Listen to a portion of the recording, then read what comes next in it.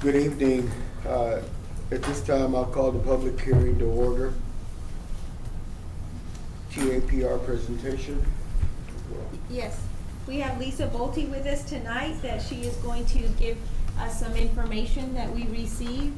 So I know that Lisa works very closely with this, so this is our public hearing and she'll present information, and then afterwards, if the audience has any questions or any comments, we'd be happy to take those also.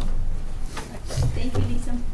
Good evening, Mr. President, esteemed board members, Dr. Ball, and members of our community. Today we are having our annual report public hearing. This is the annual meeting that we have every year once TEA has released all of the different reports for the different areas of our school district.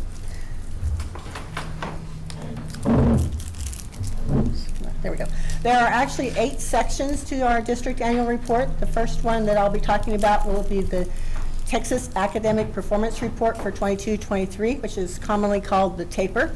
And then we'll talk about the PEIMS Financial Standard Report, our district accreditation status, our campus performance objectives, a report on our violent or criminal instances on campuses, our student performance in post-secondary, progress to our board-adopted HB3 goals, and finally we'll talk about the TAPER glossary. So the TAPER report is compiled by TEA for every district and every campus in the state. They utilize PEIMS data and student assessment data for this report. There's a lot of different kinds of information in this on performance of students.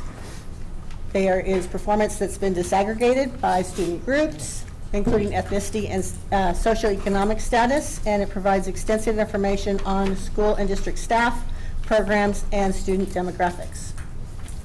So as you look at the TAPER, the cover page only has the district or campus name and number, and then it would typically have the accountability rating, the special ed determination status on the district TAPER, any distinction designations that have been earned, and information on the ASVAB, and ASVAB would only be on that cover if we did not give the ASVAB, and of course we do offer the ASVAB at all 3 of our high schools. This year, because of the lawsuit, we do not have any A through F ratings or distinction designations or special ed determination status. Okay. Once that is, that ruling is pending, and once it is issued, then we'll know what those ratings are. So they are currently subject to change based on what is happening with the courts. The first section of the TAPER goes into depth on our STAR performance. It shows the 3 performance rates for each grade and subject at approaches, meets, and masters. So they disaggregate it for all grades and all subjects, and then all grades by subject, and then for the enrolled grade at the meets level or above for reading and math, 3rd through 8th, and then also 3rd through 8th and EOCs, and then they have the reading, and then they have the math. So you have all those different ways that the data has been diced and sliced. The next section of the TAPER talks about school progress, which is academic growth. It is only reported for 2023 because they have changed the methodology on how they're doing that calculation. So we have annual growth, which is reported by grade and subject of assessment, so that's reading and math. And they also have accelerated learning, which is our 45-45 performance. That's reported by grade and subject for reading and math. And then combined together, we have our academic growth, which in accountability is our domain 2A, which is a combination of annual growth and accelerated growth. And that is not reported because of the pending lawsuit. The next section of the TAPER looks at just bilingual education. So they disaggregate the data based on the various programs that our students might be part of. And then they have the STAR performance for the students that are in bilingual education or ESL, and the annual growth and accelerated learning for all of those students that are in that program, disaggregated by grades and subjects. Again, it's reading and math for accelerated learning and growth. The next section talks about our STAR participation. So it reports our assessment participation that is included in accountability, and then our mobile population, those would not be in accountability, and then any other or exclusions that we have. And then it lets us know how many were not tested. Either they were absent or they were other coded. And that's reported for all tests, and then by subject area and for our accelerated testers. The next section of the taper talks about attendance, graduation, and dropout rates. So that is lagging data. So it's reported for 21-22 and 2020-21, because those are the most recent years for that data. So we look at our attendance rate, our chronic absenteeism, our dropout rate, our 4, 5, and 6-year extended longitudinal graduation rate, and our 4-year federal graduation rate, and then our graduation plan rates. And then we have a graduation profile for our 21-22 graduates. So we have our total graduates, and then disaggregated by ethnicity, graduation type, and any special programs that they were part of. The next section of the taper talks about college career readiness. So we have our, again, that is for 21-22 and 2021, as that is lagging data. So we have our CCMR graduates, how many were college ready, how many were career and military ready, and then we have that data broken out by TSIA results, those that completed or received credit for college prep, those that had AP or IB results, or SAT or ACT results, and then any other post-secondary indicators such as advanced dual credit, being enrolled in an institute of higher education, or graduating and completing 1 year without enrollment in a developing ed class. The next section of the taper gives our student information. So we have our student enrollment broken out by all the different possible categories, and then our staff information also broken out by different categories and years of experience and degree held. And then we have our program information. So we have our student enrollment by program and our teachers by program. And that's the pieces of our taper. The next part of our annual report is our PEIMS Financial Standards Report, and I'm going to have Mr. Scott Stevens come speak to you on that. Good evening, members of the board. Dr. Ball. Section 2 of the financial report discusses the information that was submitted back in 21-22 from the PEIMS Financial Report. And you will find on, you may have actual data from the district, or if you choose, you can look at it by campus. And that's about it on that. Any questions? It's pretty cut and dry. All right. All right. Nice and short. Thank you, Mr. Stevens. All right, the next part of our report is on our district accreditation status. So each year TEA assigns 1 of 4 accreditation statuses to each district. So we can be accredited, accredited warned, accredited probation, or not accredited revoked. And they look at our academic accountability ratings, our financial accountability ratings, our data integrity, and our any program area deficiencies that might have been identified through the results-driven accountability. And our district's 2022-2023 accreditation status is accredited. The next section of this report is on campus performance objectives. Each campus has developed and implemented a campus improvement plan, which includes performance objectives, which are board approved, and each campus periodically measures progress toward those performance objectives, and updated CIPs are available on our district website and the campus websites for review. The next section of our report is our report on violent or criminal incidents. So I'm going to have Mr. Adrian Ramirez come up and speak on that. Good evening. So as part of the annual report, districts also publish and share information regarding violent or criminal incidents that occurred in the district at each of our campuses. This report does include not just the number of these violent or criminal incidents, but also the rate and the type of incidents that actually took place. There's also a description of school violence prevention and violence intervention policies and steps that are actually taken to protect students. The district's report for the 2022-2023 school year is available for review at the district central office and also at each campus. So when looking at violent or criminal incidents that took place during the 22-23 school year, there were 6 incidents that occurred throughout the district. 4 of those incidents took place at Legacy High School, with one of those involving a firearm, another one involving location restricted knives, And then there was also another infraction in violation that was related to prohibited weapon, which was also a firearm, coded a little bit differently. We also had their legacy, a indecency with the child case that also occurred last school year, resulting in a mandatory expulsion.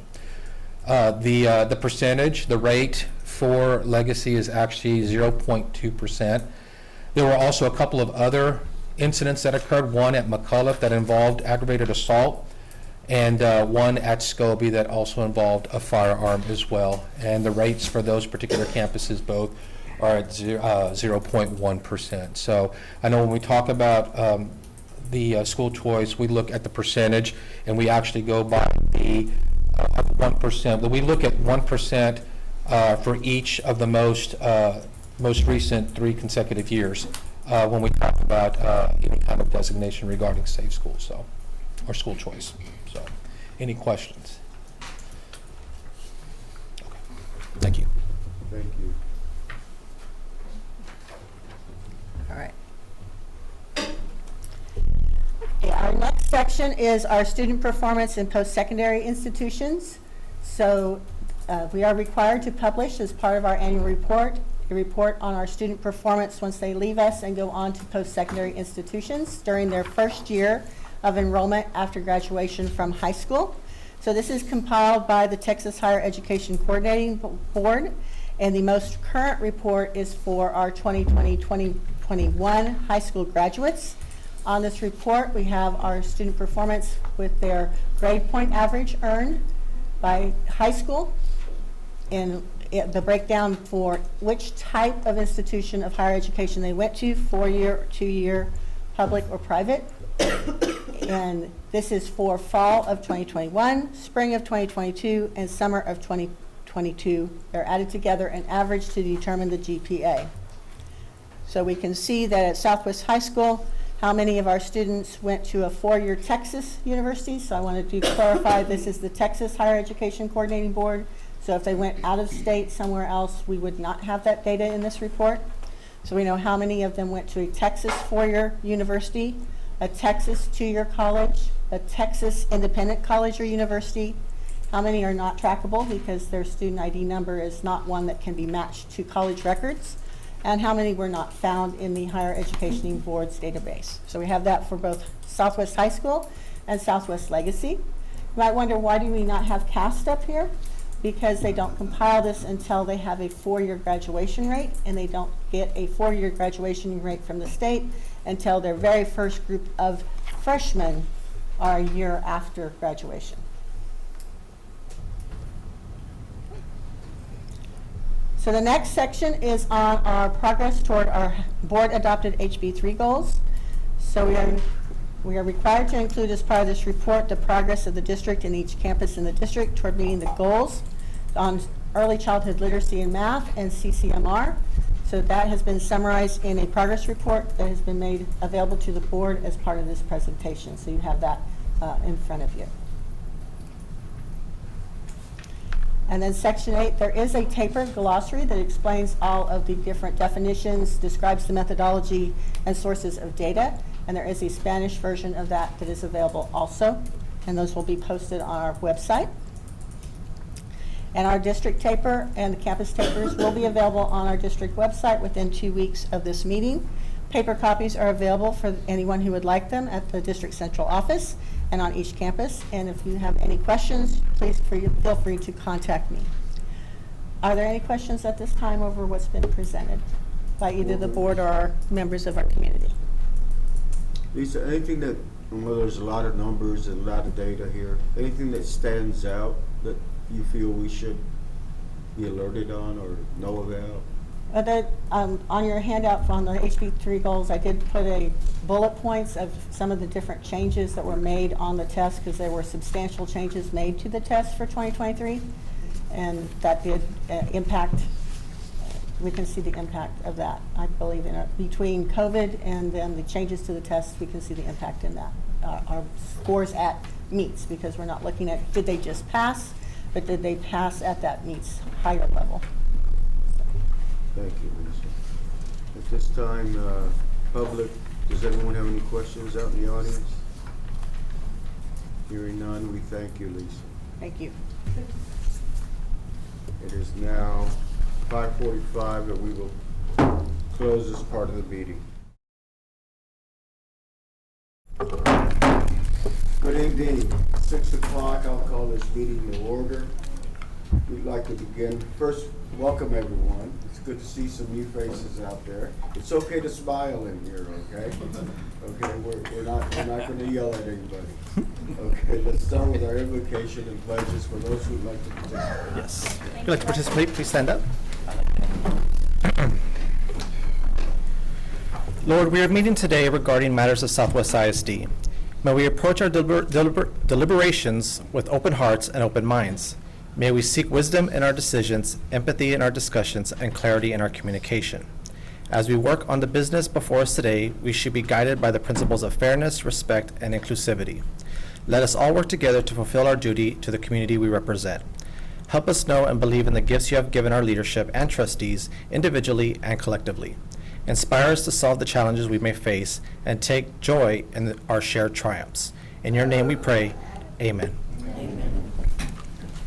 I pledge allegiance to the flag of the United States of America and to the republic for which it stands, one nation, under God, indivisible, with liberty and justice for all. Honor the Texas flag. I pledge allegiance to thee, Texas, one state, under God, one and indivisible. Thank you, Roger. Thank you, sir. Okay, we've got some recognition. We sure do. We're very excited about our recognitions tonight. So Jenny will lead us in these recognitions. Good evening, everyone. Would Jimena Ortiz Lopez please come forward? The student of the month from Meadow Creek Elementary School is Jimena Ortiz. Jimena is an exemplary 5th grade student who always tries her best and goes above and beyond to help her class grade level and school community. She exemplifies what it means to be an MCE Gator with her awesome attitude each and every day. She is a student ambassador, AAA participant, robotics club member, and an A honor roll student. Jimena is headed for great things as she moves on to middle school next year, and the school is proud that she's been a product of the MCE dual language program since pre-K. Congratulations.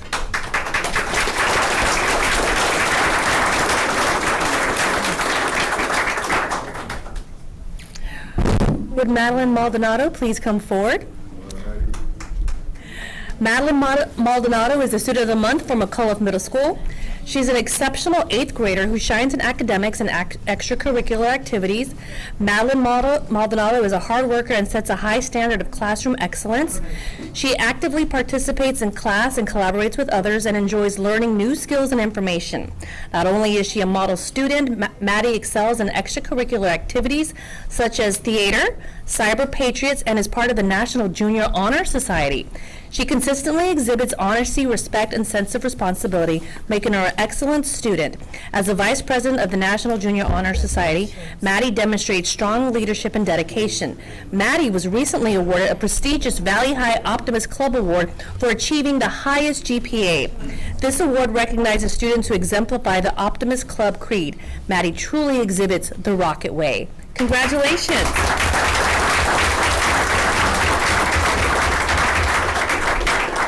Riley Milligan, please come forward.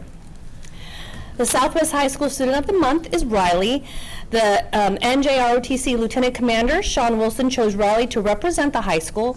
Riley is heavily involved in multiple activities at Southwest High School as he participates in water polo, swimming, and golf, and serves as team captain for all 3 sports. Riley is currently a class officer for the junior class and yell leader for the student spirit group, The Dungeon. In Navy Junior ROTC, Cadet assigned Milligan as a platoon commander on the operations for Sea Dragon Company. He is active on several teams, including as a member of the academic team and Black Knights Armed Drill Team, an award-winning competition color guard. He is a graduate of the week-long basic leadership training course, and with all these extracurricular activities, Riley also shines in the classroom as he participates in dual credit courses and is ranked in the top 10% of his class. Congratulations.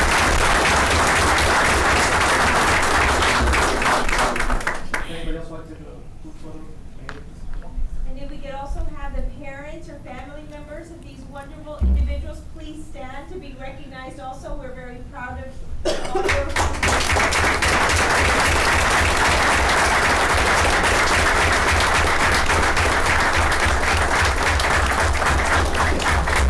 Thank you very much for sharing your child with us. We're very proud of them. Y'all keep up the great work. We're very proud of you. Congratulations. Thank you. At this time, I'd like to call up Director of Athletics, Coach Pete Wagner, for some special recognitions of a couple of our coaches. Yeah. So we're very excited to have a special guest today to come in and introduce our recognizees, I guess. But the Texas High School Coaches Association has been awesome in really being a part of our program lately. Some members of our A Seat at the Table, things like that. But they are also recognizing a lot of our coaches. And today, they're actually coming and to do this. So I want to bring up Lebby Pacheco, who is the Texas High School Coaches Association Education Foundation Chief Operating Officer, to introduce our coaches to be recognized to everybody. So maybe I'll turn it over to you. I can use my coach's voice. I'll just use my coach's voice if y'all are okay with that. First of all, thank you for having us. Dr. Ball, thanks for asking me to be here tonight. So THSCA, we have 4 pillars. We talk about representing all of our coaches, our 26,000 plus members across the state. So we represent, we get to know all of our members, we advocate for them, we give them some professional development and personal development, and then we also make sure that we recognize all the great things that coaches do across the state. So in those 2 pillars, we're going to talk about 2 of the coaches here from Southwest ISD who fit into those programs. The first one, I want to talk about our ROC mentoring program. This program, we encourage people from across the state, coaches from across the state, to nominate their best 1st through 5th year coaches. We know that if we can pour into our young coaches, those that are new to the profession, we want to try to keep them, develop them, give them tools to make sure that they are staying with the profession, because we know that a coach can impact thousands upon thousands of lives. So making sure that they are equipped to do that for a long, long time is a big, it's huge for us, and it's huge for your students in this district, and so we want to make sure we get them. So we had over 250 nominees for our ROC mentoring program this year, and we picked 75 of the best coaches in the state. One of those coaches is here from Southwest ISD, and we'd like to recognize Jake Kutzer from Southwest Legacy High School, and congratulate him on being part of the next ROC mentoring program. That's going to be huge for your district.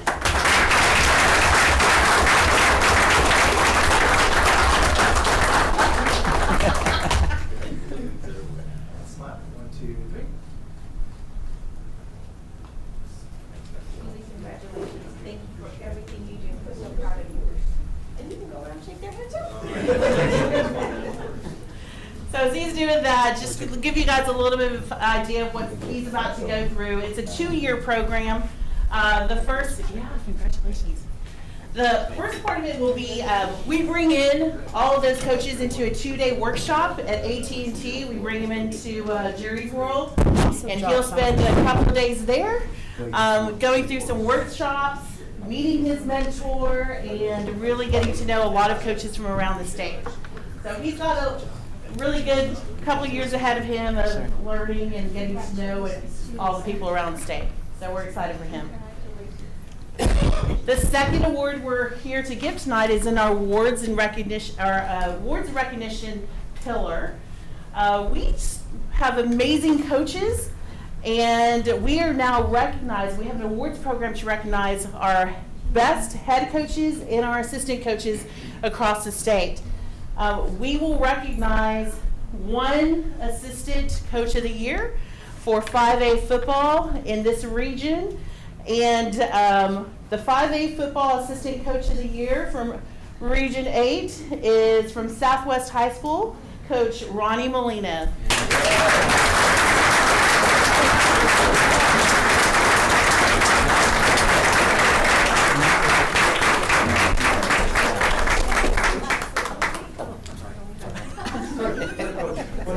Talking to me.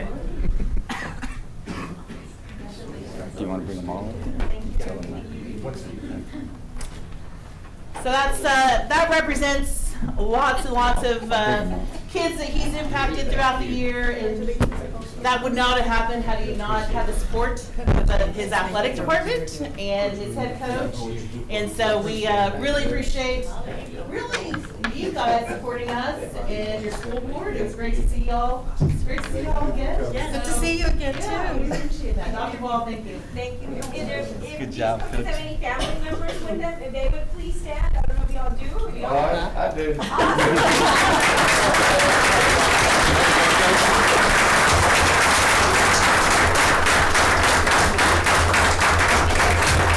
Coach Franco, Mel, you guys come up and take this picture. So my side, bring up yours. Come on,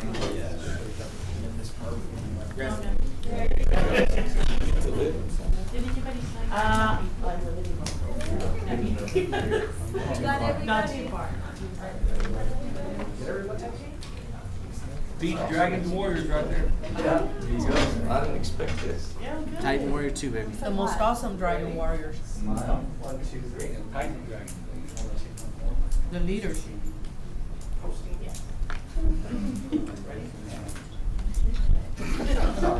Ready? And 1, 2, 3.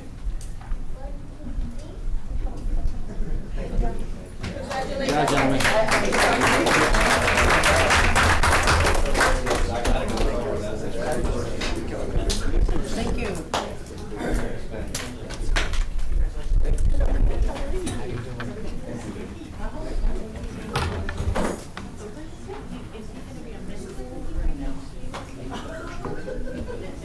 Let me give out these cookies real quick. Here's a cookie for you, sweetheart. Let me get, would y'all like a cookie? Let me get another. Dr. Ball, you keep doing that. I understand we have nobody signed up to speak. At this time, I'll take a little break because the exciting part is over for this meeting, okay? The rest is gonna be a little more low-key and business-like.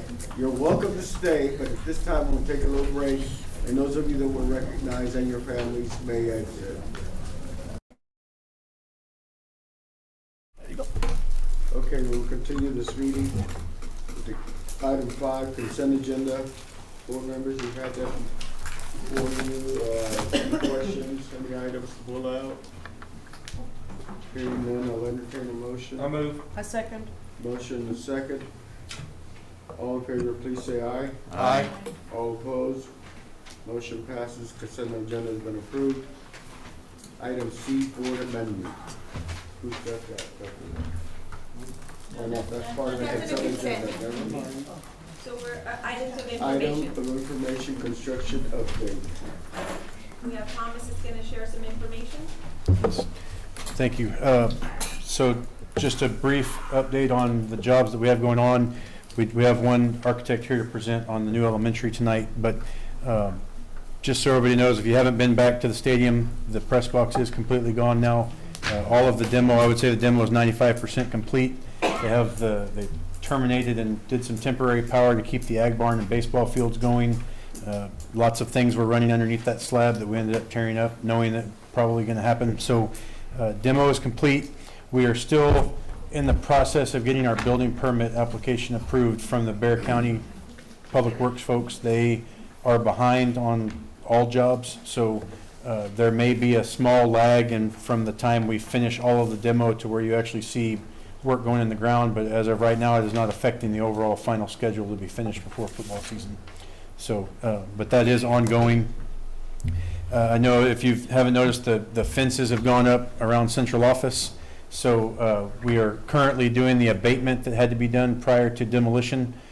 Demolition will start by the KenCon and their subcontractors on April 1st. So on the 29th is the last day of abatement. As soon as the abatement is complete, then KenCon subs will roll in with their big equipment, start tearing it down. The plan is to start at building 500 and work their way all the way across to the old gym and field house part. So then it'll all be gone. All of the old dead trees and everything will be gone at that point. And then we will be looking to start sometime early June on putting in the new foundation for the new building. So Bob Hope Elementary, it's in the construction drawing phase right now. They're 50% done. We are getting estimates back on that 50% package, and then we will be bringing the GMP for the overall back to you.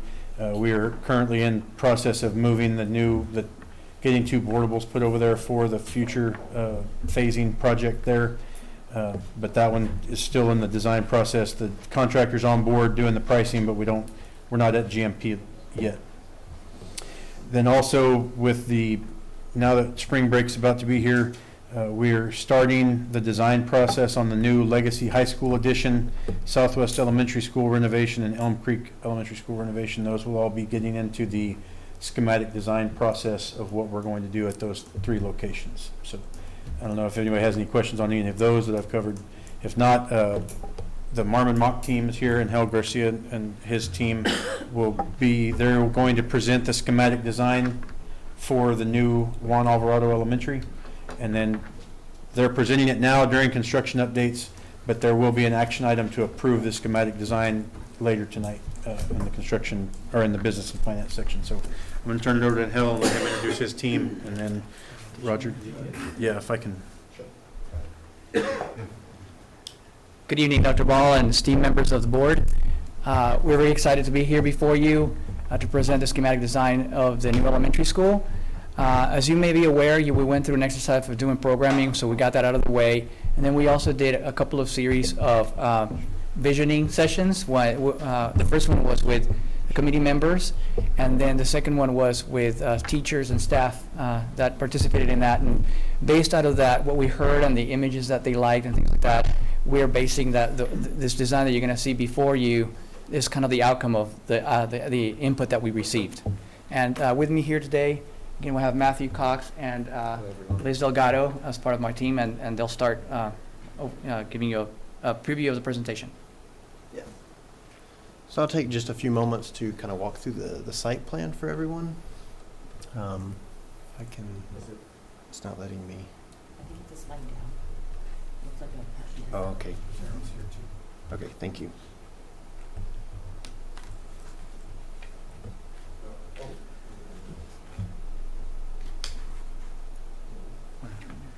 Oh, here.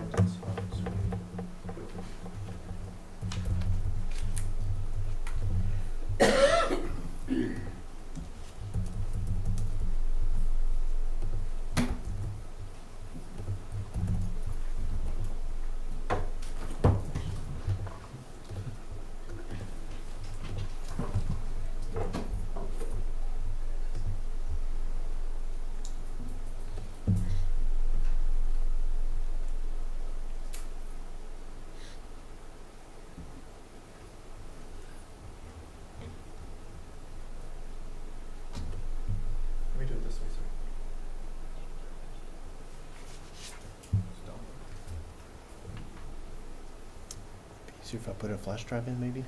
I did bring it. There we go. Awesome. Can I close this out? He's going to do it for you. Awesome. All right. Okay, thank you. So the site plan. So we have Titan Crossing here and Titan Pride. This is Legacy High School. Resnick Middle School is here. So we've positioned the new elementary school on the east side of the elementary school property. Facing the middle school and Titan Pride is your main entry here. We have the car pickup and drop off on this side with car parking. And also on the west side of the building is the bus drop off and pickup here. And you'll notice that the building has a courtyard shape here. And as we move into the floor plan, This is the two-story wing, classroom wing. The blue are your learning spaces, the elementary, the kindergarten through, pre-K through second grade. And you'll notice in the corridors, and this here are some neighborhood collective learning spaces.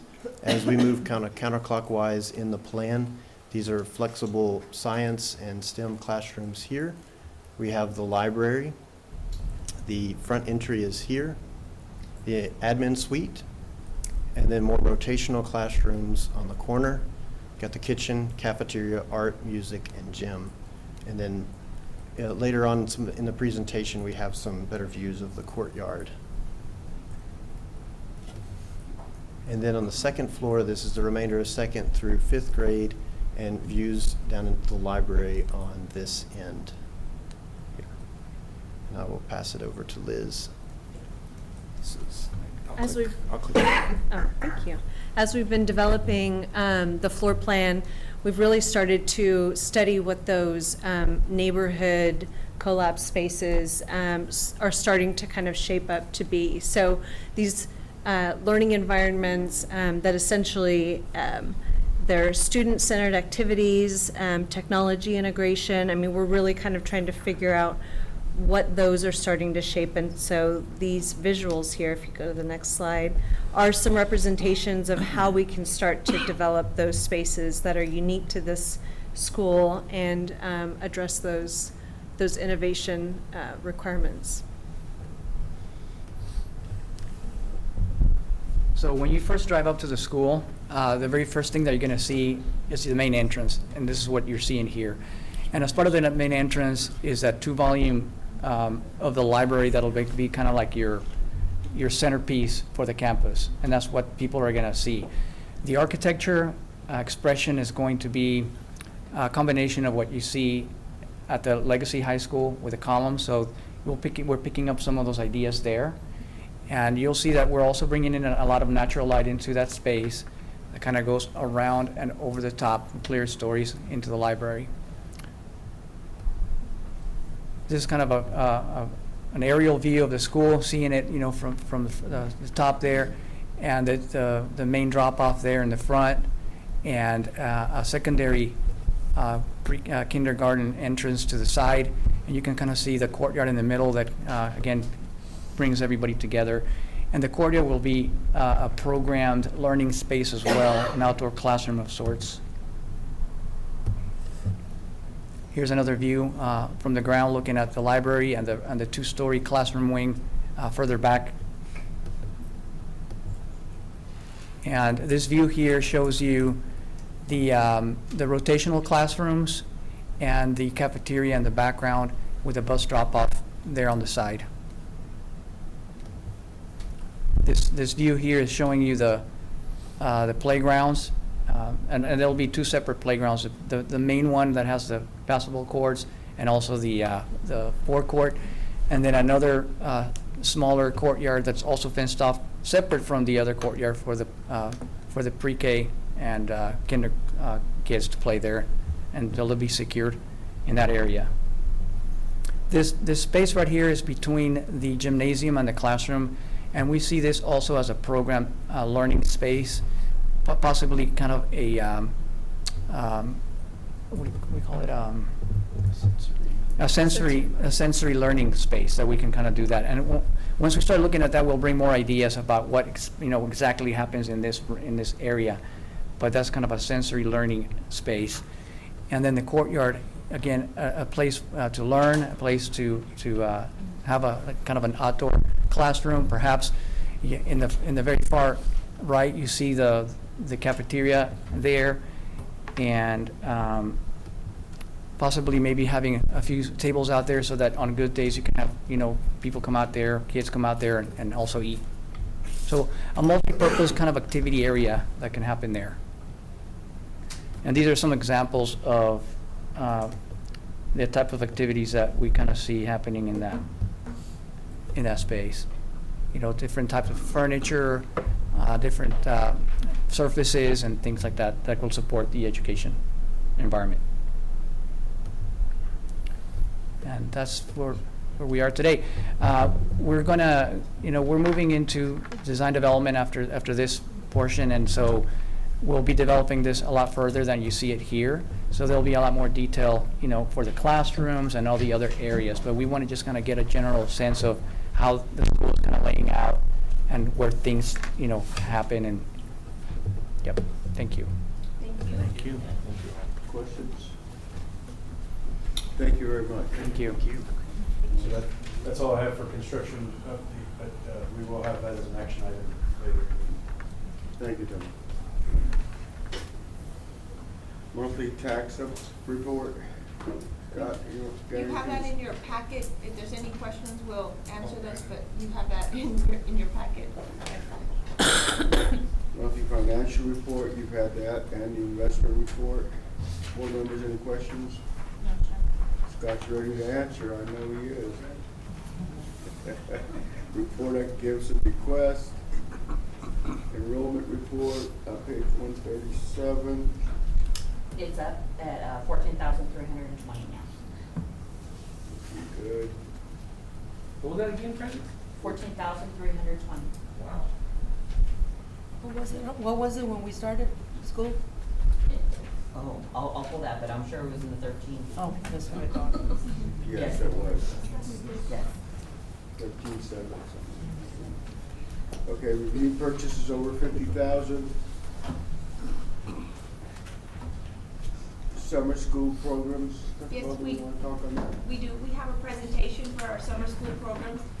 So we are dividing this work right now between two individuals, and they have a presentation that they would like to share. And this information also includes not just our academic programs that we're having, but also we have a lot of different programs, everything from special ed programs, and fine arts programs, athletic programs. So we're offering a variety of things that our community can participate in.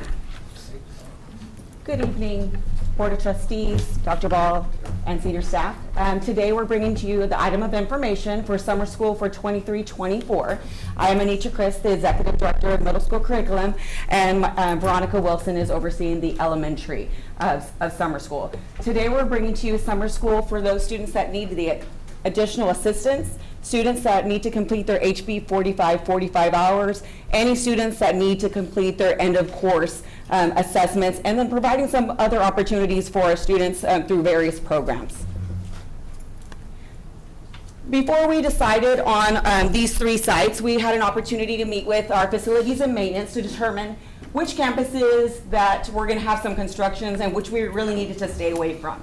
The other thing we looked at is what campuses have hosted summer school in the past, and so that we rotate it through different campuses. You'll see that Sun Valley is going to host K2 retention and 3 through 5 HB 45 for Sun Valley, Big Country, Crewald, and ICE. Our second site is going to be Spicewood, and it will host Spicewood, Sky Harbor, Hidden Cove, and Bob Hope. Southwest Elementary will host Southwest Elementary, Elm Creek, and Meadow Creek with an addition of some programs. We'll have Escuelita, Migrant and Extended School Year, Elementary Fine Arts for 3rd through 5th grade, Camp Penguin, and Say Yes, and we'll get into those in just a minute. This year we're going to do something a little different. We are going to host a 6 through 12 secondary campus. At that campus, we're going to host 6 through 8 HB 45 students, and then 9 through 12 HB 45 and EOC retesters, along with various programs. When thinking about having a 6 through 12 campus, we really had to think about the layout. And so we had an opportunity to meet with Ms. Wagner to look at the layout of the campus and decide how we're going to house these students. And so we decided middle school will be on the biology side, which is closest to the front office, and then high school 9 through 12 will be on the other side, with addition of the programs using the band halls and the choir rooms. We had to add an additional site for Legacy, for fine arts, for Legacy Band, dance, and mariachi, because when we decided to host all fine arts, things that we discussed were they needed an opportunity to practice in their band hall, and they need to be able to use the field to be able to march. And that way, Legacy will house their own fine arts. Looking at program dates, elementary will start at 8:15 to 2:15, and middle school from 9 to 3, and that is for our Smart Start, that's our retention, and that's also for our HB 4545 and our EOC students. They will go from June 4th through the 18th, which is a Monday through Thursday, for 9 days. And the reason why we chose that, we had an opportunity to survey the teachers that taught summer school last year, and one thing they indicated would be having Juneteenth in the middle of the week impacted the attendance. And so we went ahead and focused on these 9 days of instruction. And then right under that, you'll see the EOC testing window. Those are for our 9 through 12 students. They will be there on campus to be able to take those assessments. CAST is going to have a CAST Adventure Summer Camp, which will host incoming students to CAST and kind of show off the great things that are happening at CAST to help with that recruitment. And so that will be a week. And then Escuelita is 15 days, which with the Juneteenth off. In addition, we'll have Escala, Extended School Year, Fine Arts, and Camp Southwest. Camp Southwest is something new that we're going to do, and it's going to be at McAuliffe. And I want you to notice that is in July, and that is July 8th through the 18th, and this will be housed at McAuliffe. So what's next? Next steps. We identified our sites, we identified our dates, and we identified our programs. So our next steps is working with HR to post the jobs descriptions for all the summer programs by the end of the week. Determine those summer school admin. This year we are very fortunate to have principals and residents, and so those principals and residents will oversee the administrative duties of those campuses. So at Southwest High School, where it's 6 through 12, they will have a principal and residence. They will also have 2 high school assistant principals that are on a contract for 226. And so we will have Mr. Garcia and Mr. Faustino Vielmo to oversee that as well, along with myself. Based on numbers, elementary and secondary EDs will interview and hire summer school staff. Once it is posted, we will go ahead and pull job applicants, and we will go to each campus to meet with principals to talk about their teachers that have expressed interest, and then we will make a recommendation. Summer school numbers, just so that you know, the first notice was sent out in January. That was based on first semester grades and attendance. And it was just kind of a letter letting the parents know, based on your attendance, based on grades, your student may need to attend summer school. The second letter is going to go out. We're really hoping to try to get it out before spring break, and that's going to be utilizing their MAP data that we have presented before, but this week we're also looking at district benchmarks. Last week they took the reading, this week they're taking science, and the following week they're taking math, so we're waiting for that data to determine which students that we're going to send out a letter to parents with an RSVP. This year we decided it was important to create a 3-ply letter to go home to parents, because what was happening is we would send home the letter to the student, and we wouldn't get it back. And so this way there's one for the campus, one for the parents, and then one for the summer school administrator. And those notices should be going out before spring break. Any questions? The summer camp, what are the hours for that? The Camp Penguin? No, it's the summer camp at McAuliffe. It is on your flyer. We have not determined that. That is something that we just decided to go ahead and do. And once we get that, we'll send that out to you. Awesome, thank you. Any questions? Okay, thank you. Any other questions? Busy. Thank you. Dr. Grant Award? Yes, good evening, Mr. Board President, board members, Dr. Ball, and senior staff. The LASSO grant, it was, we recently were notified that we were awarded $250,000 under the Strong Foundation Planning to develop a strong instructional framework in math. Previously, we had applied for a Strong Foundations grant for a literacy framework, and so now we were able to apply for the math, and so we were awarded. This grant is going to let us provide training and support to support creating systems to effectively manage instruction at the district level. So if you know, we do have the Eureka Math that we recently onboarded all our teachers with, and so this grant is going to help us in being able to move that forward. We are going to be able to choose a provider from the state-approved provider list for our planning support, and the approximate program for that timeline is going to run maybe like March 2024 to August 2025. Do you have any questions? Okay. Thank you. Thank you. Item 7A, consider the approval of the TASB Board Policy Update 122 local. We had shared that with the board, and I know y'all reviewed it since last month, so is there any questions or anything Ms. Barsones could answer? It's the standard that TASB sends us? No. We just need a recommendation. I'll move. Second. We have a motion and a second that we approve all additions, revisions, deletions of local policies as offered by TASB Policy Services. Any questions? Hearing none, all in favor, please say aye. Aye. All opposed? Motion passes. Thank you.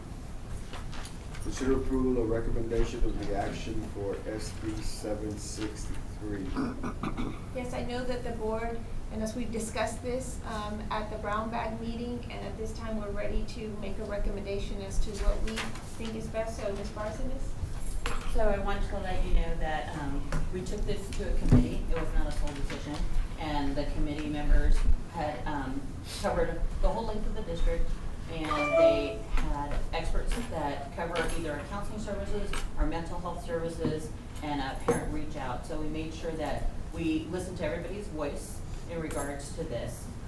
The recommendation that is being made right now is that chaplains not be employed in the district, nor be used as volunteers to provide counseling services, but that we would like to ensure that the community is able to reach out to any additional counseling services. So they have access to update a webpage of free counseling services regardless of where those are located within or near our community. So we're going to go ahead and ask that you approve our recommendation that we not allow chaplains to work as an employee or volunteer, but we will update our district webpage to ensure that every member of our district can access some type of counseling at cost or free around our surrounding areas.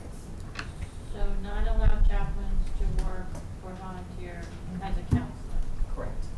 Right. Due to all the services that we already offer. Which Yeah. is what 763 I is just want asking. to be sure. I mean, they're welcome to work in other capacities. And we'll keep using them like we have in the past. Yes, Yes. we'll still partner with them, But like, not as have those 763 meetings. directs. Right. Correct, for mental health or counseling services. Everybody understand that? I Okay. move. And this will be We a have a role. motion? I'll second. Motion and second, okay. Now, did you want to say I'm something? sorry. This will need to be a roll vote, a record Yes. vote. Which was my next step. As part of 763, it is required that we do a roll call vote. So I'm gonna ask each board member to please state your name and make your vote. The motion is that the board approve the recommendation of staff that Southwest ISD does not allow chaplains to work as an employee or as a volunteer as addressed in SB 763. I'll start on my right, James. I, James Gonzalez, approve. The motion is passed. James Sullivan approved. Ida Sedolkin approved. Flo Bernal approved. Jose Diaz approved. And Sylvester Vasquez approved the recommendation. Motion passes unanimously. Thank you. Okay. Business and Finance, item 8A, consider approval of guaranteed maximum price package for the new central office construction project. Yes, sir, we're having to hand out a revised background in your board book. It does not have the amounts when we were required to turn them in to get them in the book. We hadn't gotten the final price for this. So, as you know, KenCon Constructors is the general contractor on the central office building. RVK is the architect. KenCon accepted bids for package 1 on this project. Consists of the demolition of all the existing administrative annex buildings and the early procurement for some of the electrical and HVAC that we need for the central office package due to long lead times that we're seeing. So the GMP for package one, we've all come to the agreement that it will be for $2.4 million, and it'll be funded by the 2023 bond.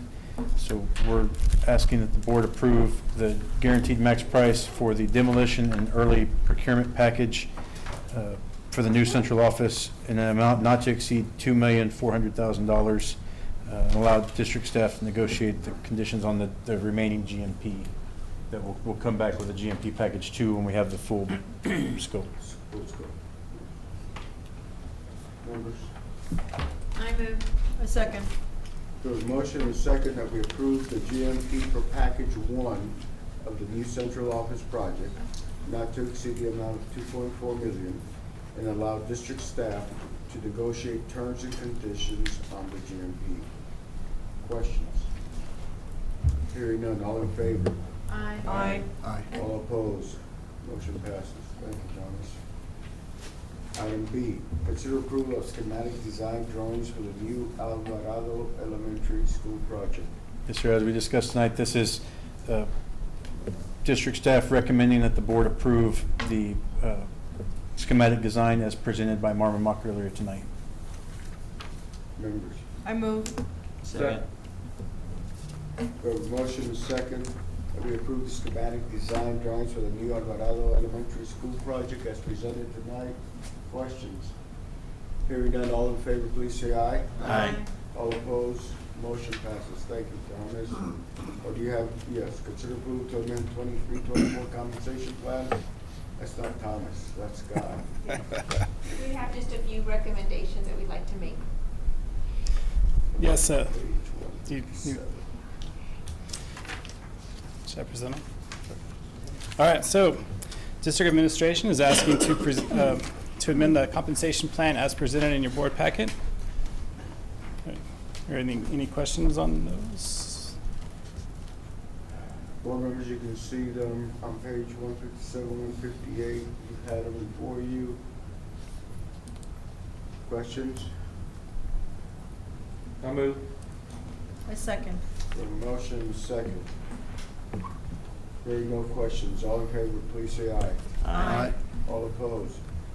Motion passes. Thank you, Scott. Great job.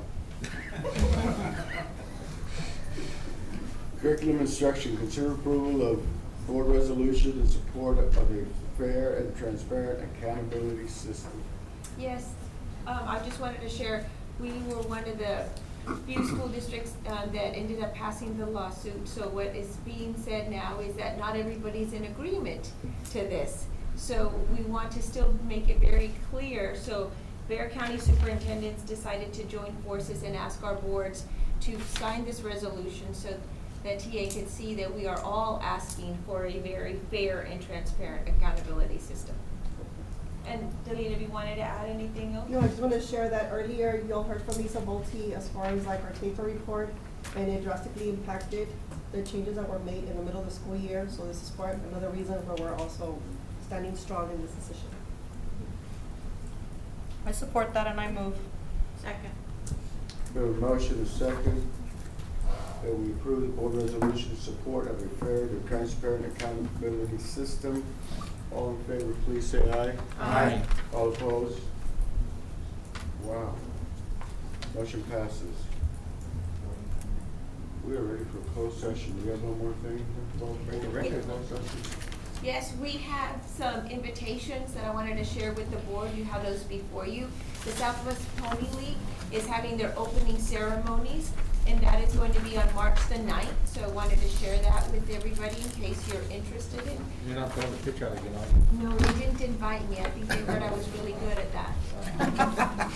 that. We also have the Somerset Historical Society. They want to invite you to view some of the amazing artwork from our students. So Dr. Byram has asked if y'all would like to attend. So those are some of the invitations that the board has. I also wanted to make sure that everybody saw the front page news. We were on the front page. I do have, y'all can see that in a little bit. Amazing opportunity for our students that Southwest has given our students. And the plane launch went really well. It flew, it landed, and it did great. Yeah, I I got, thought you were gonna ride in it, that's all.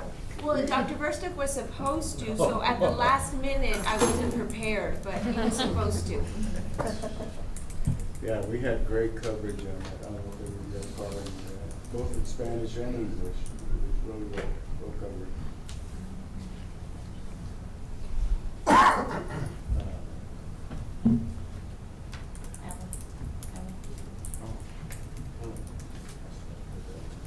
Yes, mentioning, for those of you that knew Helen Keaton, she passed, I understand, yesterday.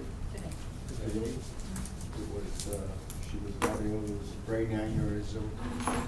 She was a great volunteer in her district, worked with us, for those of us that have been here for a while, worked with us, both as an employee through Fluger, and then, George.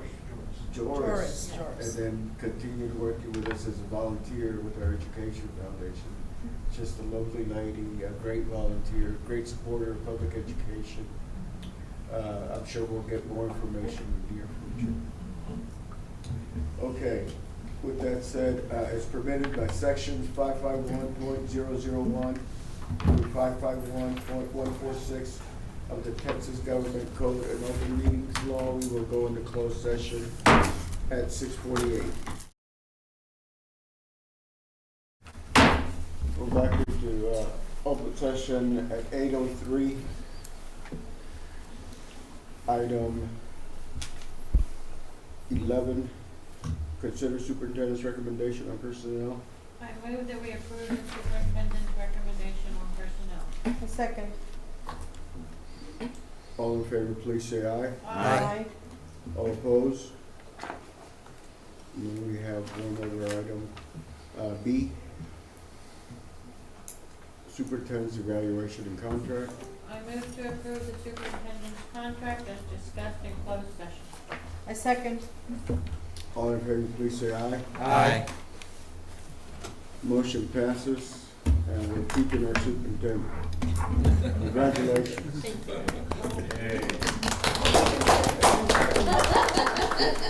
And we're keeping Mona too.